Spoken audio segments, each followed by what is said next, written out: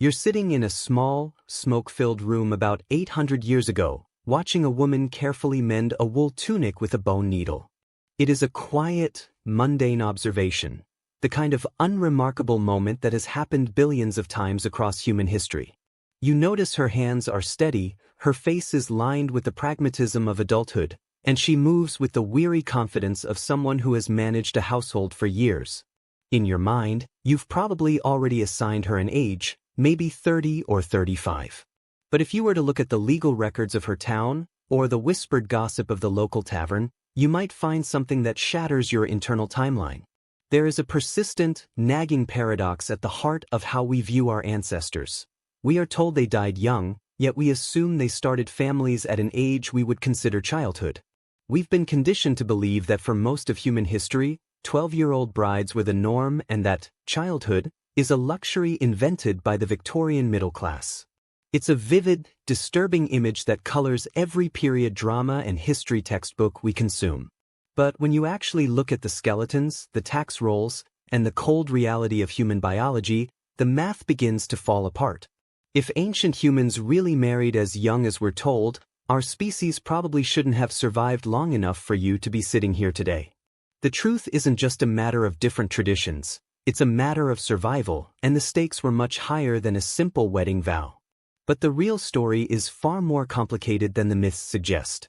The first thing we have to dismantle is the biggest statistical ghost in the room, the idea that ancient people died at 30. You've heard this 1,000 times, that because the average life expectancy was so low, humans had to speedrun their lives, marrying at 12 and becoming grandparents by 25. This is a fundamental misunderstanding of how averages work, which, as any math teacher will tell you, is the easiest way to lie with the truth. In a world where 1 out of every 3 children dies before their 5th birthday, the average life expectancy drops into the basement. If you have 2 people, and one dies at age 1 while the other lives to be 70, their average age of death is 35. That doesn't mean anyone actually died at 35.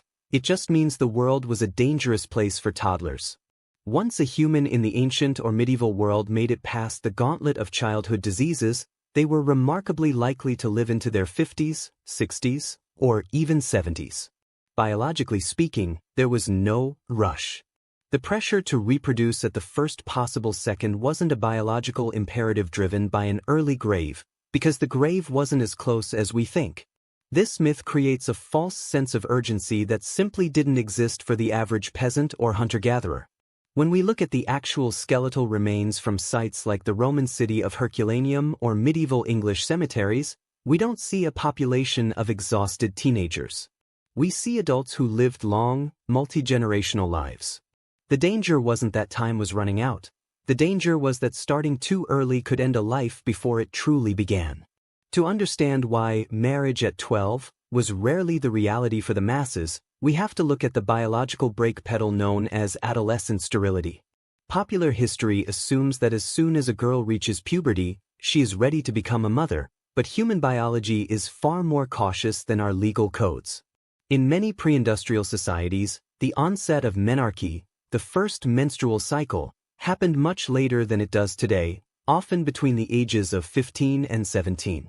This was largely due to diet and body fat percentages. If you aren't consuming a certain amount of calories, your body effectively decides it isn't safe to support a pregnancy. Even after that first cycle, there is typically a period of several years where ovulation is irregular or non-existent, a biological grace period, if you will, that protects the developing body. Research conducted by anthropologists like Nancy Howell on the Kung people of the Kalahari, a group often studied because their lifestyle mirrors ancient hunter-gatherer patterns, found that the average age of first birth was around 19 or 20. They weren't waiting because of a moral code, they were waiting because the biological machinery simply wasn't ready. If an ancient community had tried to force reproduction at 12 or 13 as a standard rule, the failure rate would have been catastrophic. You cannot build a stable population on the backs of individuals whose bodies are not yet physically capable of the task at hand. The physical danger of early marriage becomes even more terrifying when you consider the obstetric dilemma. This is the scientific term for the fact that human babies have very large heads and human mothers have relatively narrow pelvises adapted for walking upright. It's a tight fit even for a fully grown woman. For a girl of 12 or 13, whose pelvis hasn't yet reached its full adult width and whose bones haven't completely fused, childbirth wasn't just difficult, it was a death sentence.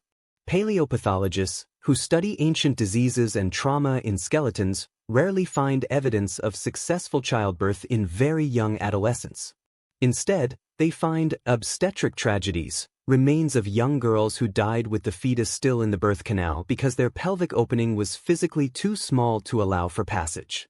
A society that made very young marriage a universal practice would have effectively been committing mass internal culling of its young female population.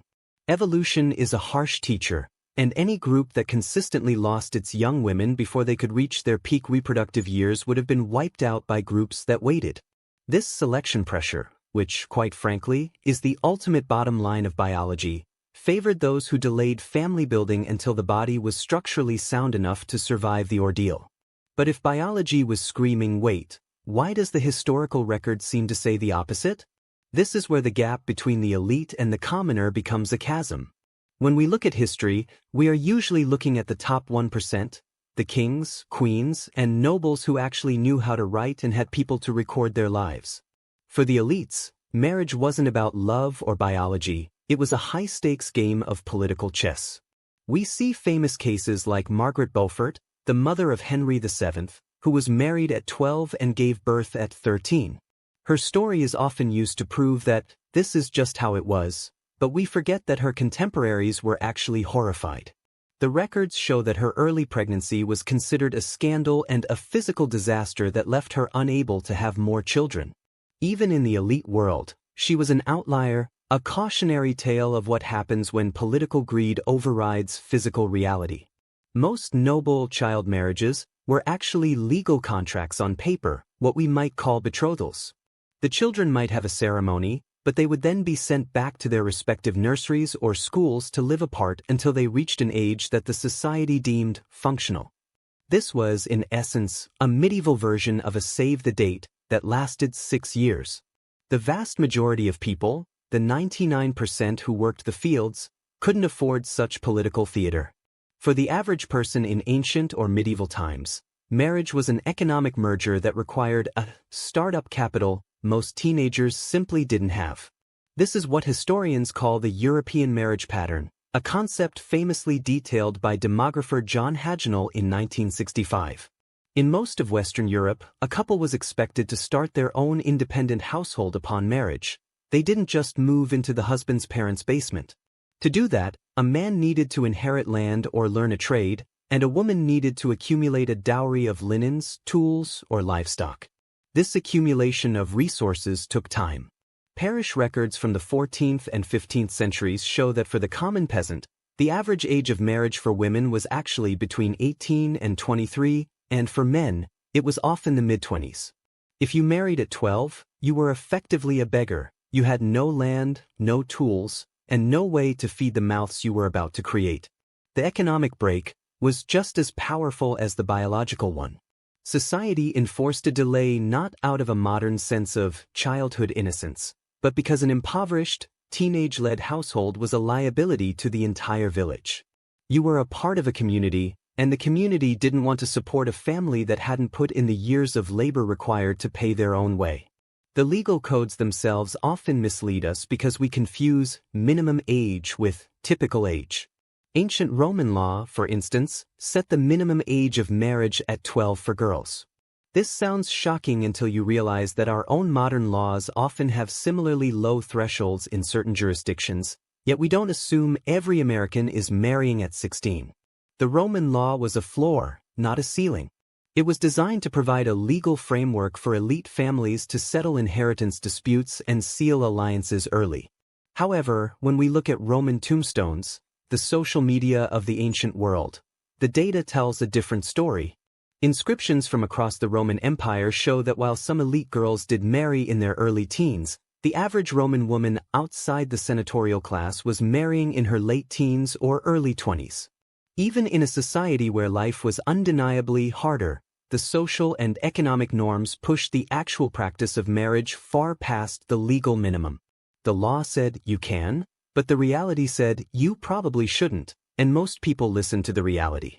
Which, incidentally, proves that people have always been better at following common sense than following the fine print. This brings us to a fascinating and often overlooked scientific theory, the grandmother hypothesis. Humans are one of the very few species on Earth where females live long past their reproductive years. In the animal kingdom, once you can't have babies, you're usually considered evolutionary dead weight. But in humans, menopause exists because older women provide a massive survival advantage to their grandchildren. Anthropologist Kristen Hawkes argued that by having grandmothers around to gather food and provide childcare, the middle generation, the parents, could focus on higher quality care for fewer offspring. This evolutionary strategy suggests that for hundreds of thousands of years, humans have been geared toward quality over quantity.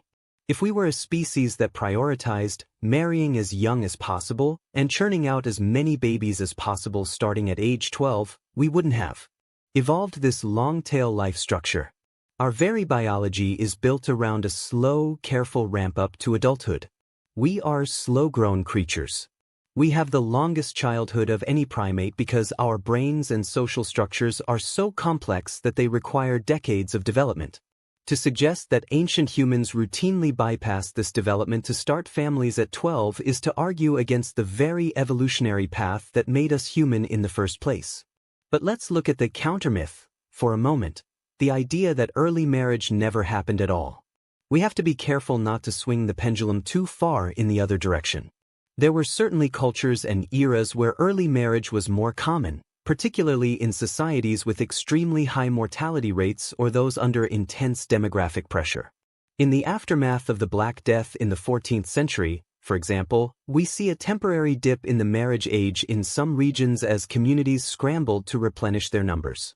In parts of ancient India or China, prescriptive religious texts sometimes advocated for early marriage to ensure purity or to cement family ties. But even in these cases, there was often a massive gap between the ceremonial marriage and the consummated marriage. A girl might be married at 9 but remain in her father's house until she reached physical maturity.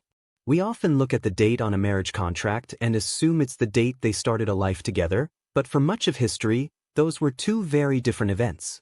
The contract was about property, the cohabitation was about biology. When we ignore this distinction, we do a profound disservice to the complexity of the past. There's also the psychological factor that we rarely discuss.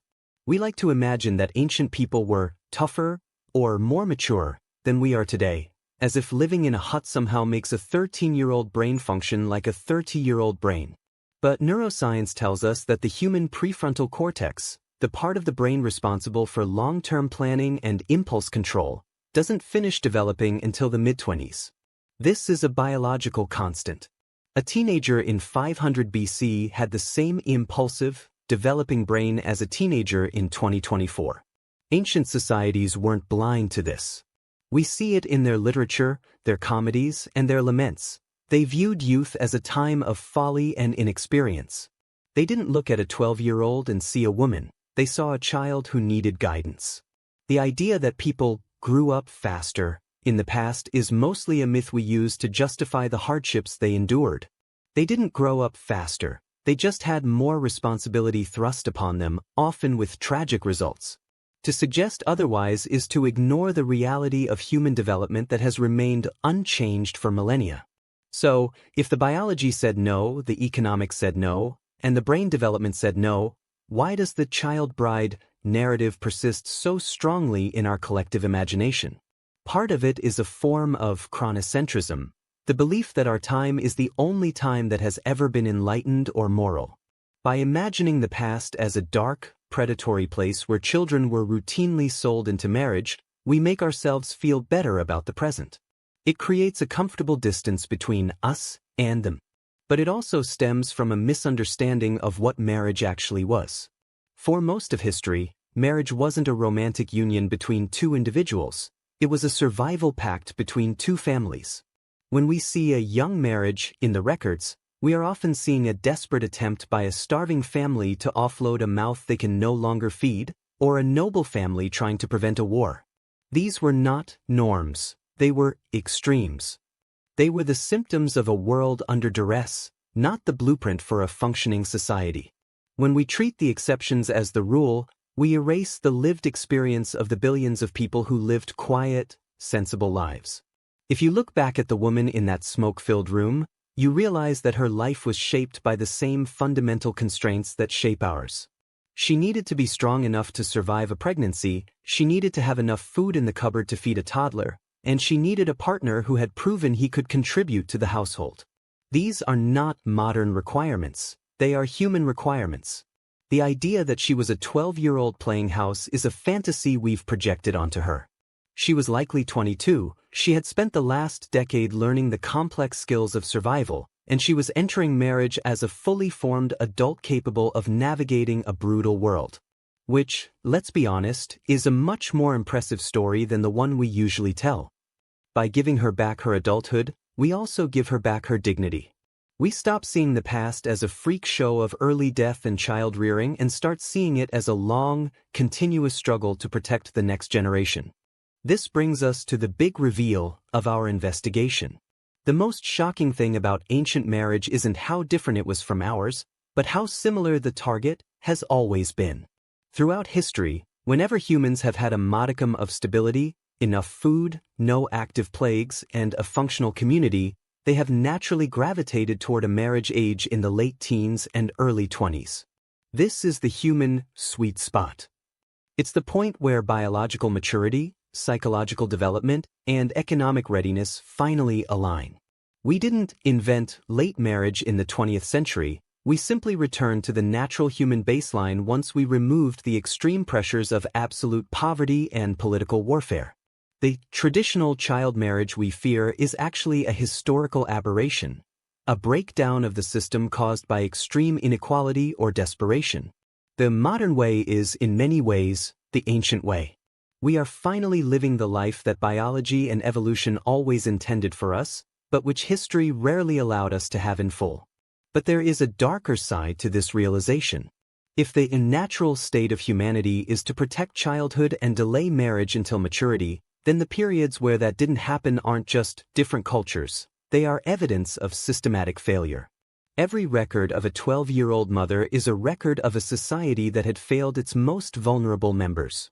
It is a record of a girl whose biology was ignored, whose physical safety was gambled with, and whose future was sacrificed for a political alliance or a bag of grain.